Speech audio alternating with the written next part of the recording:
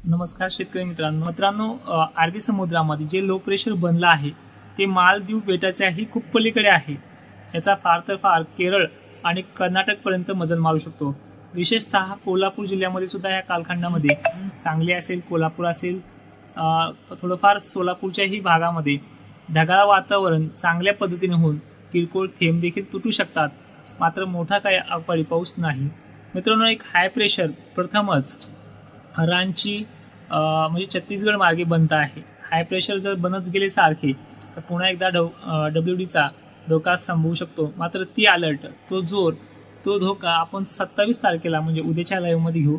आज थोडा सध्याची स्थिती पाहिली की 1 ते 2 जानेवारी दरम्यान हे लो प्रेशर चांगल्या तीव्रतेने बनत आहे। मात्र सध्या तरी 1 ते 5 जानेवारीपर्यंत अवकाळी मोठा पाऊस आपण व्यक्त करत नाहीये। तर मित्रांनो, पावसाची शक्यता संक्रांतीच्या अगोदर मात्र महाराष्ट्रामध्ये एकदा निश्चित आहेच, पण तो इतक्या लवकर नाहीये असा आपला अंदाज आहे।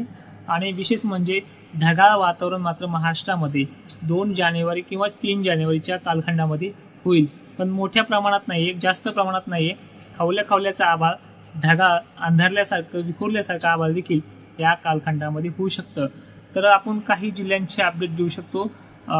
जे पश्चिम महाराष्ट्र असेल, धुळे, नंदुरबार यांना देखील 4 तारखेपर्यंत किंवा 5 तारखेपर्यंत मोठ्या पावसाचा किंवा छोट्या पावसाचा अलर्ट नाहीये।